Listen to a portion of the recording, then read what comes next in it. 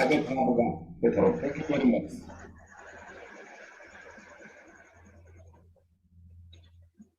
Hello. Okay, tai. Ojo tabi ego ja. Tare. Live tare. Thank you very much. So I'm tackling around.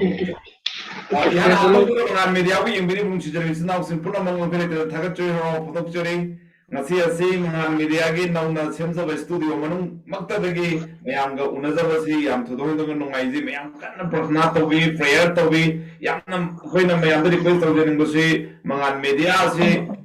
Christian Singi, at all Pambamo, we are about Mayangi prayer. Napukai, Maramaduna is solo Pambi of a day, walking the Verona, Pacific of Takatsa evening. Maramaduna Masikin Milasda, Equi Thomasi, Udoya Muta, Equimayam, the Sorda Equi, Isaisana Prasnato Minasi, when I quit Thomasi, Hojanba Toronto's again. Masikin Milasda, Mitara Mangani took Jatha Pakasiga Sunan Mitara Mangani Shure, who is at Zaribasi. I even Mitara Suban Milasida, Ikai Kuma the Matikara, Naha, Ibumaki Opos from the Loy, Romi, Khundrakpam, Ibumaki Wahitaminagani. Mahaki Wapaogi, Sigi, Maru Hiramde, Jesudi, Asengba, Purohitlenni, Hyper Wapaogi, Ibumagani. Kaze, Ikai Kuma Tikarba, I could Naha, Opos from the Loy, Romi Kutamatam Sinazari. Madam Lovisi. Thank you, sir. Ahamukta the equivalation we lining to Pibungo winding I like the Tagut Savani. Aduga Nashi Taibung Pan Bagioina Harawa, Nuaiba, Amudi Minchat, Amadi Aman Amataki Henana Vaiduna, Lamjin, Kanatanariva, Maragasida, Taibung Pan Basida, quite the Gimaru, Todang, quite again Naha, a Bishingu. Maru ever told down low, the fighting Maru, Nahasinggi, Taibung Pan Magilan, Taibung Pan Gihara, Nuaiba, Minchat, Adu the Gihen, but Tawai you ever conquered Asida, Hen, Shorum the Naksin by Yanava, Amad, Shoru Hen, and the Kanzavang of Nanavagi, the Maktaiduna, Equigi, Mangal Mediana, Sinja Duna, Mangal Mediana, Sinja Duna, Nahasinggi, Nahasinggi, Wapaogi. The Khonjel have a Tora Mashibu, Simbi Langiba, Amadina, Dona, Lamzing Lamtak, Pibigizamukta, Mangal Media, we sure him in the Harauta Pondok Savani, Adugangasi 25 days, Nimit Kungamani Chukna Satagada, Adugumava Shogi, and Hashing about Wapaogi Khunjel Asida. Sola then I was sure Shogi Shogi why she was Sarukadang Yana with the Achava hanging I like the Tagasavani. Equi Shogi why the Tangbayana with the Koi Shogi why him Patosa. Lashon is a Tamaga Taramatoida, lining to give in case Sholasi. Ibungogi mission at the liver from the Tawai Hatsang, Animagiana like lining to Tagatani, lining to what Tavak sing a Sikayada, Angapano Tavak Singadu Ubada, Harau, the river Singaduna, Kangini, Harau Singaduna, Kangini, Ibungona, Karamanto Bikiba, Ibungona to what Tavak Singadu, Ikai Kumlanini, Ibungo, Imati Glomban, I de Shoda, Mikuka the Janjaminase. Staying for about 1 was Sargadan into in a pale bakery by shore, not mean a shanguation of circle pag laxing Ipang CDI for a coral limit as the Ipo, Nahana Chai Koibu, October date 1 the Horagang a sheep, Matara Mangani, and a sheep hover, sway and I'm a power out in Ipa, Nana Quibching with a Pashigi the Magupan, Hapohanging Island, Natagacha, Ipa shore doing a shiggy, Ibunga Shigi, a power, Ibunga Nashigi. Ibungona Nashigi Power shape, Sandokoyana Amadi Mota, the mission it in the Ipa, Loshimangam, none of the Makipana, Kitawagi Mopana, Loshimangam Pangala do Happy Ipa, Aduga Ipa short, Solava to 11 and 9, Yazaga the Shipa, I giving Matung in another than Ipana, Hakining Matung in the Ipa, or in another with the Monkey Shore, Nahana Pambu, Manung, the game of Panda, you were the Kudimana, Tido Pidega, a quaggy the one had no view, I don't know, the catching the हाइजख्रब निजख्रब खुदिंग मसे अखोय बंदोक पुमपु प्रभु ख्रिस्त येशु की Ming निजरिबनी सर्ग फंबाल ताना लोखपियो आमेन ma'am विश्वना बोटी रोइसनु नसिगी topic जिसु असेंग पुरोहितलिन्नि हाइबसी अखोयना मपुंग फाना अखोयना येंगमिननबगी दमक्ता अखोयना ईश्वरगी पाथोकमिनसी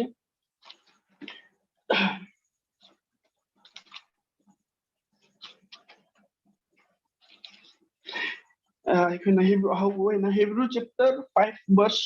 1 dagina 5 fawba hapitan pathokjage maramdi mahakna papi damak katnaba pot amasung irat pot katnaba haibudu ishorgi oiba thabakta mi singi mahutta mi singi maraktagi lauraba purohitlen khuding bu hapi mahakna masamaku asonba question bagi maram na haita singdaba singa amasung aranba singa pukning tathana khangba ngami amasung asonba asigi maram na mi singi damak katpibagum na mahak na masamaki damak ta supapi maram na katchaba tare aduga mi kanamatna ikai khumna pham adu mahak masamak na laujade adubu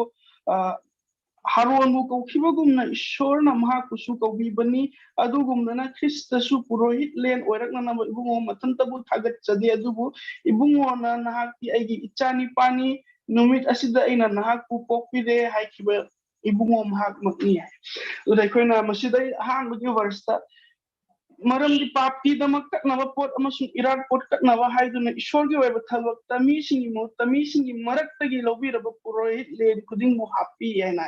masiga mari leina aina somnupa bible verse khaldam ai pathu jani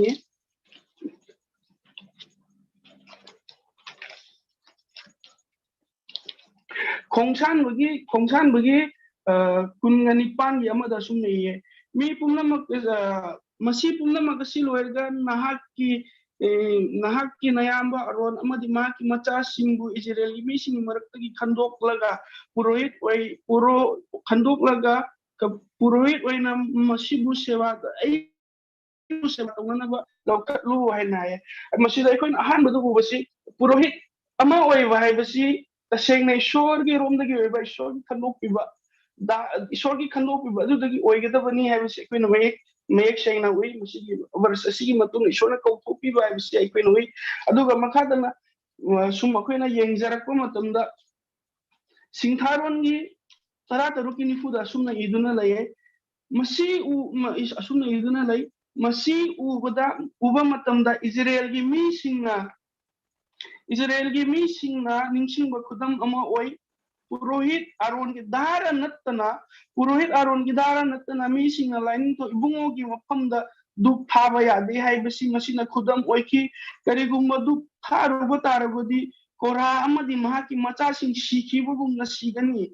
Thodok asi Moses ta harakpa matung ina lain to ibungona Ezrabu tohun kibani aibadi akhoi mioi bagi apamba akhoi mioi bagi aningba akhoi mioi bagi pamjaba matung ina akhoi purohit oige haina khanbu oirbisu ishorgi aningba apamba ishorgi khandok piba yaudana di akhoi purohit oibang ngamde haibasi masida akhoi mayak sengna oi karigumma akhoi masibu purohit am oige haina kalluba aduga akhoi isana napan loina chatluba tarabdi akhoi asibagi ishorgi asawbana asiba punchi adu oiba fawba akhoi oi masi khaktada natadana akhoi first Samuel chapter 13 verse 13-34 to the yengminaba taragadi Samuel na haira nahana tawribudu achumana tena puroiba lining to ibungona nangonda pibikhiba yathandu nahana inde kariguma nahana yathang adu kaidana chalum labudi ibungo mahakna nahak amudi nahak charun surot Israeli matakta ningthoina palalamgada bani haujikti nahak yamna kuina palar oi nahakna lining to ibungo bu thoide maram sina lining to ibungona mathuaina pamami ama kanmatai adugumma nupadu ibungogi misingi matakta wayen gani yaina maramdi so Samuel Samuel nasu mar aning ba pam gi matung in na ma nasu ishor gi thawal taw gi khalak pa matamda ishor gi yabi badu u leitaba maram na ki pundi de su lekha ta bai pe na oi aduga amukka aroi boi na ko na yengba tar bu gi ani su biron gi kun ga taruk ki tarak taruk ta gina kun ma thoy bu ma paru matamda uzia haiba adugi punsi da ko na mek se na oi mahana napan amadi mahana napan ga loina mamang chat gi laglaba ishona ko biraba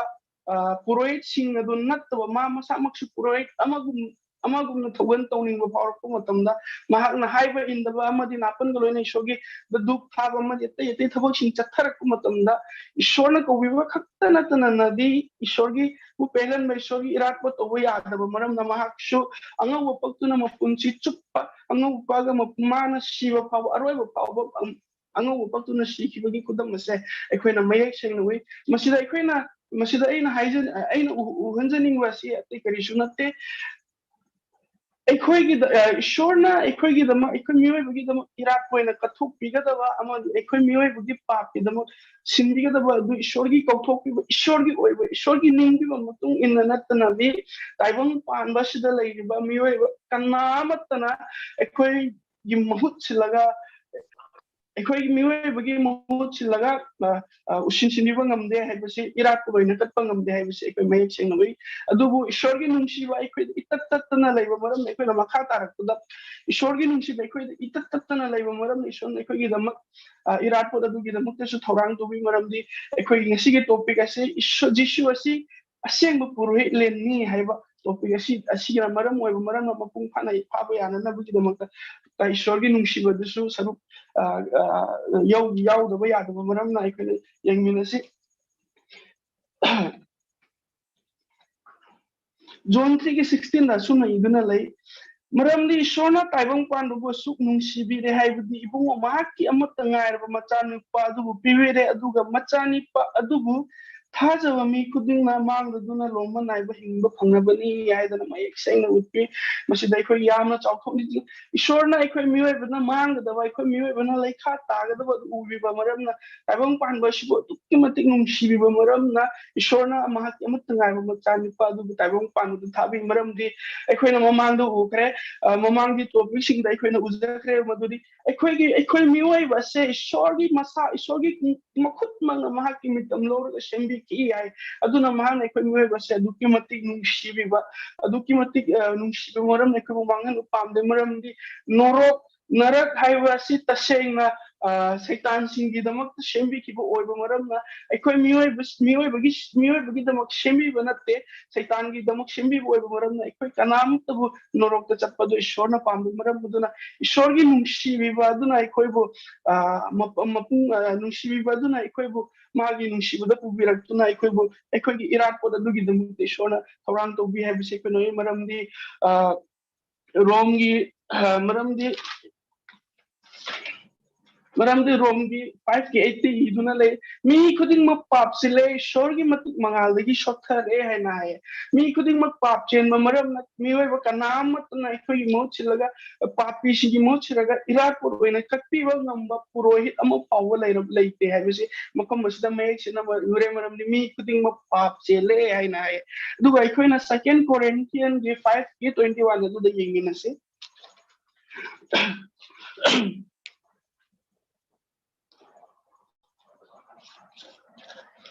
Second Corinthians 5:21 asumna iduna lay ibungogi mapana ꯑꯩꯈꯣꯏꯅ ꯏꯁꯣꯔꯒꯤ ꯙꯔꯃ ꯆꯦꯟꯕ ꯑꯣꯏꯔꯛꯅ ꯄꯥꯞ ꯏꯈꯪ ꯈꯪꯖꯗꯕ ꯏꯕꯨꯡꯉꯣ ꯑꯩꯈꯣꯏꯒꯤ ꯏꯍꯨꯠꯇ ꯄꯥꯞ ꯑꯣꯏꯍꯜꯂꯦ ꯍꯥꯏꯅ ꯄꯥꯞ ꯁꯨꯡꯌꯥꯎ ꯌꯥꯎꯖꯗꯕ ꯏꯁꯣꯔꯗꯨꯕꯨ ꯑꯩꯈꯣꯏꯅ ꯙꯔꯃ ꯆꯦꯟꯕ ꯑꯣꯏꯔꯛꯅꯕ ꯑꯩꯈꯣꯏꯅ ꯑꯆꯨꯝꯕ ꯑꯣꯏꯔꯛꯅꯕ ꯏꯁꯣꯔꯒꯤ ꯌꯥꯕꯤꯕ ꯑꯣꯏꯔꯛꯅꯕ ꯃꯍꯥꯛꯅ ꯄꯥꯞ ꯆꯦꯟꯕ ꯑꯣꯏꯔꯛꯑꯦ ꯍꯥꯏꯅ ꯍꯥꯏ ꯑꯗꯨꯒ 1 Peter chapter Galatian ꯑꯩꯈꯣꯏꯅ ꯑꯃꯨꯛ ꯌꯦꯡꯕ ꯇꯥꯔꯕꯗꯤ Galatian 3:13 ꯑꯃꯨꯛ ꯌꯦꯡꯃꯤꯟꯅꯁꯤ ꯈ꯭ꯔꯤꯁꯇꯅ ꯑꯩꯈꯣꯏꯒꯤ ꯏꯍꯨꯠꯇ ꯁꯤꯔꯥꯞ ꯑꯣꯏꯕꯤꯔꯛꯇꯨꯅ ꯑꯩꯈꯣꯏꯕꯨ ꯋꯥꯌꯦꯜ ꯌꯥꯊꯪ ꯑꯗꯨꯒꯤ ꯁꯤꯔꯥꯞꯇꯒꯤ ꯍꯟꯗꯣꯛꯄꯤꯔꯦ ꯃꯔꯝꯗꯤ ꯃꯁꯤ ꯏꯈ꯭ꯔꯕꯅꯤ ꯍꯥꯏꯕꯗꯤ ꯎꯊꯛꯇ ꯌꯥꯟꯕ ꯃꯤ ꯈꯨꯗꯤꯡ ꯁꯤꯔꯥꯞ ꯐꯪꯂꯕꯅꯤ ꯌꯥꯏ ꯑꯩꯈꯣꯏꯅ ꯐꯪꯒꯗꯕ ꯑꯋꯥꯕ ꯑꯩꯈꯣꯏꯅ ꯐꯪꯒꯗꯕ ꯄꯥꯅꯤꯁꯃꯦꯟ ꯑꯗꯨꯒꯤ ꯃꯍꯨꯠꯇ ꯏꯕꯨꯡꯉꯣꯅ ꯃꯍꯥꯛꯅ ꯁꯤꯟꯕꯤ ꯍꯥꯏꯕꯁꯦ ꯑꯩꯈꯣꯏꯅ ꯃꯁꯤꯗ ꯃꯌꯦꯛ ꯁꯦꯡꯅ ꯎꯏ ꯑꯗꯨꯒ 2 Peter chapter 3 verse 9 ꯗ ꯑꯃꯨꯛꯀ ꯌꯦꯡꯃꯤꯟꯅꯁꯤ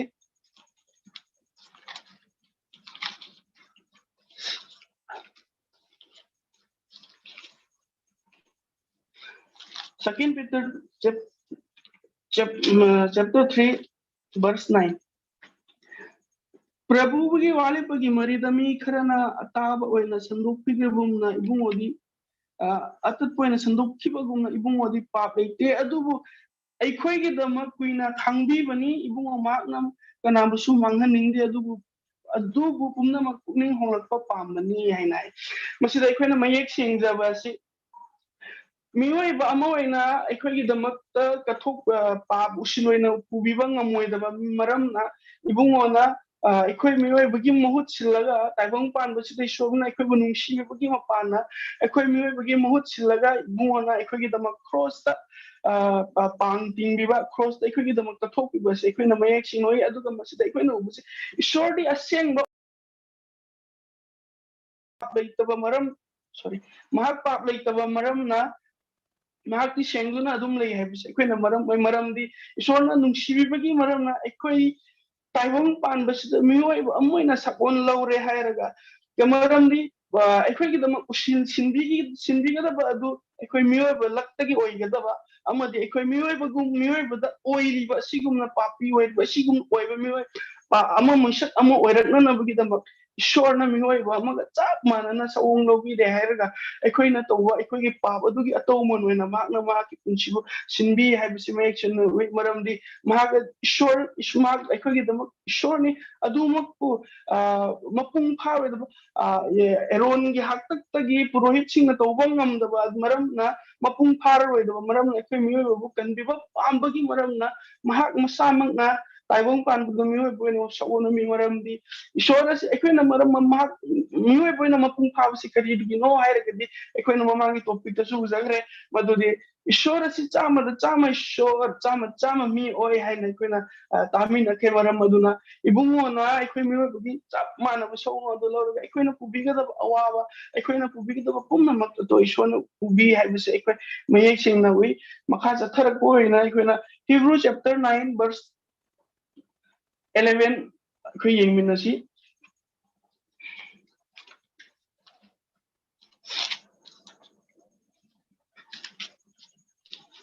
Hebrew chapter 9 verse 11 da asumna iduna leye tawgumasung Kristana hena chawba amasung hena changkhonba fizang khutna sadaba haibadi lesemagi pot asi nattaba adugi mapano oi cross akhoi symbol da masida symbol ama cross ki symbol ama piri cross da oi khrab afaba maram punamakna purohitlen oina laktuna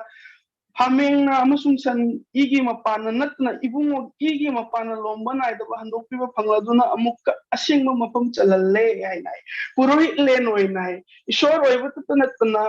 mahak purohitlen ekhogi topic ki matungina purohitlen oina lakpiraga mahak masamak pu kathokpi hai ekhoina makhada mapung pha makhada ekhoina punna pathajadragashu 28 ta sumna iduna laye adugumdana Kristanasu ayamba migi papubinanaba amutang masamuk pukacharaga aran kubamgi damak ibungona ngaijariba singda pap yaudana anisuba matam pap yaudana anisuba matamda uwenbigani hai ibungoga Asengba sabron uwenbigani hai aduga aikoina 10 gi 11 and 12 yengba taragadi sum iduna amasung purohit khudingna numit khuding thogan tawduna aduga chap manaba iratpot adu toina kachaduna lai lepi iratpot asina pap kedung bisulok thokpa ngambe adubu ibungogi pap kidamak iratpot amatang lomba naidabagi damak kalaga isorgi yeta phamle aina ngasi phawbada Abraham gi haktatagi Aaron gi haktatagi ishorna khandopiraba dara mayam adudagi ishorna khandopiba purohit mayam adudagi mapu kalagliba tawragliba thauram mayam aduna mapung phadaba maramna miyoibagi pap kandiba ngamdaba maramna ishor masamakna tabang panba sida mahak masama purohitlen amoina lakpaduna nattaduna miyoiba ikhoina katkadaba miyoiba ikhoigi pap kidaba miyoiba ikhoigi dama katpigadaba adugumlaba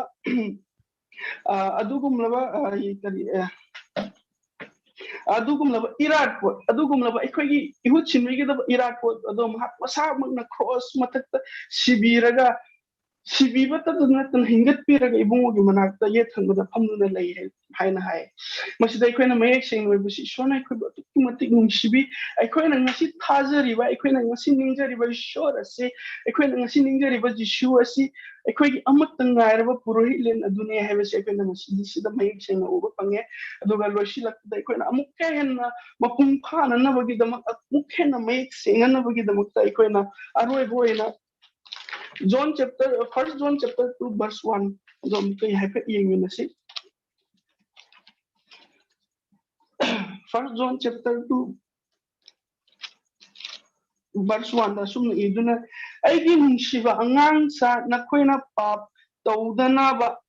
nakoy na pap tawdana na ba ay nawaram sing si nakoy da ibani amasung kanagum na pap tawrabadi ipagi manga aikogi wa nombi ba dharma chenba Jisu Krista lay hainai pap chela ba aikogi dama ishorna hauji ibungo gi manga dharma chenba Krista ma aikogi no wa nombi ba dharma chenba ishor lay Krista Jisu lay hainai madu khakta dana tadana aroi boina aikoina Romans chapter 8 verse 34 adu yeminga si Romans chapter 8 verse 34 da sumna iduna lay aran ba tahangadaba du kanano sikhibadu Krista Yesuni amasung madudagi hena asiba singi maraktagi hingat piraga ishorgi yeta layduna ikoi digi dama ibunga wasu nombiri masidai da ubase ko khwaidagi chawba khwaidagi magul leba khwaidagi matik mangal leba purohitlen amana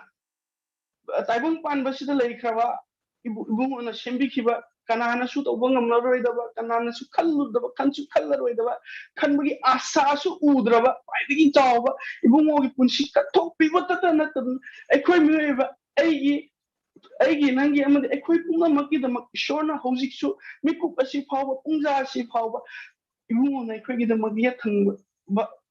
da pham na ekhoi gi damak wanom bire hai khwaidagi chawtok chak da heng ekhoi na sarga da ꯆꯠꯂꯨꯔꯕ ꯃꯇꯝꯗ ꯍꯌꯦꯡ ꯑꯩꯈꯣꯏꯅ ꯁꯔꯒꯗ ꯌꯧꯖꯕ ꯃꯇꯝ ꯑꯩꯈꯣꯏꯕꯨ ꯏꯁꯣꯔꯅ ꯑꯩꯒꯤ ꯑꯃꯠꯇ ꯉꯥꯏꯔꯕ ꯏꯆꯥꯅꯨꯄꯥꯅꯤ ꯍꯥꯏꯅ ꯆꯦꯟꯁꯤꯜꯂꯛꯇꯨꯅ ꯑꯩꯈꯣꯏꯕꯨ ꯆꯦꯠꯅ ꯀꯣꯟꯁꯤꯟꯕꯤꯕ ꯈꯛꯇꯗ ꯅꯠꯇꯗꯅ ꯍꯌꯦꯡ ꯑꯩꯈꯣꯏꯅ ꯏꯁꯣꯔꯒꯤ ꯃꯥꯡꯗ ꯂꯦꯞꯆꯕ ꯃꯇꯝꯗ ꯑꯩꯈꯣꯏꯒꯤ ꯆꯤꯟꯕꯥꯜ ꯑꯁꯤꯅ ꯑꯩꯈꯣꯏꯅ ꯏꯁꯣꯔꯒꯤ ꯃꯥꯡꯗ ꯋꯥꯍꯩ ꯑꯃ ꯐꯥꯎꯕ ꯍꯥꯏꯗ꯭ꯔꯤꯉꯩꯒꯤ ꯃꯃꯥꯡꯗ ꯏꯁꯣꯔꯅ ꯍꯌꯦꯡ ꯌꯦꯡꯉꯣ ꯑꯩꯈꯣꯏꯒꯤ ꯃꯥꯡꯗ ꯎꯠꯄꯤꯕ ꯑꯩꯈꯣꯏꯒꯤ ꯊꯧꯖꯥꯜ ꯏꯁꯣꯔꯒꯤ ꯊꯧꯖꯥꯜꯅ ꯑꯩꯈꯣꯏꯒꯤꯗꯃꯛ ꯇꯧꯕꯤꯕꯁꯦ ꯌꯦꯡꯉꯣ ꯏꯕꯨꯡꯉꯣ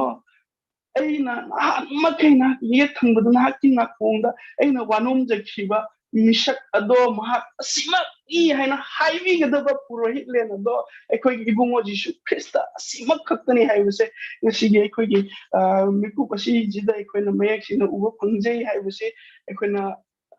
ꯉꯥꯏꯍꯥꯛ ꯌꯦꯡꯃꯤꯟꯅꯔꯦ ꯃꯔꯝꯗꯤ ꯃꯔꯝ ꯑꯁꯤꯅ ꯏꯕꯨꯡꯉꯣ ꯖꯤꯁꯨ ꯈ꯭ꯔꯤꯁꯇ ꯑꯁꯤ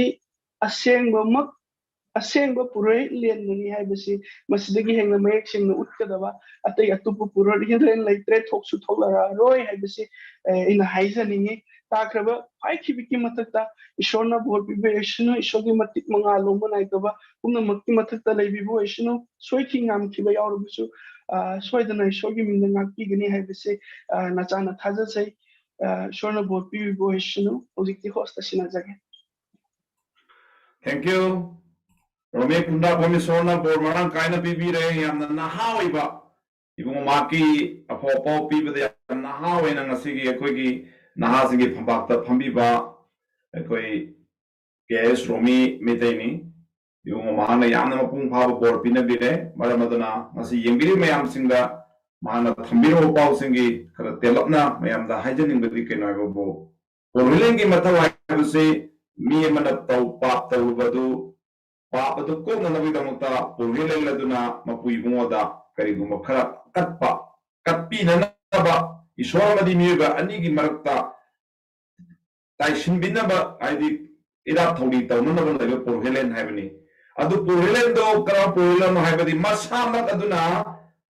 Ira, Aquila, Ira promote the Pibigimota, Masama, Ira Purhila, Capture Purhilan. Malinda, Mona Tolerava, Amusula with a Purhileni. Adu kata natana hayeng sarga da tabu matamdusu maha kasi kita mutani koi nang napunda haje kibado haina aibo saktapi kita ba puluhilan su maha ni haina amte no monda thambira mo kita ba Mangkulitra Tagatoy Harapondo. Maramadana, Nasiki topic asi, Jesudi Asengba, Purohitlenni Habado, Mayak Sing, Pak Lab as a Bible, Tapiram. Thank you very much. I'm Tagaturi, KS Romi Mate, thank you very much. Nasiki Vanadia, you took the light Tazabagi, Matamasi, Matangusunzagi, Yingi, Puramagna, I go Mangan, Manipur Christian media, Civil Sambitan live, in a machine, Yankalan view. Upon the Puti Tona Pinabio, I do a share to view, the Golden I quick subscriber, see, subscriber will be doing a hand machine, Uncle and you have to say, Mangan, Mediagi was so easily, but no Kumakas and I am Punomukundu, Matangas, the quickie, YouTube live.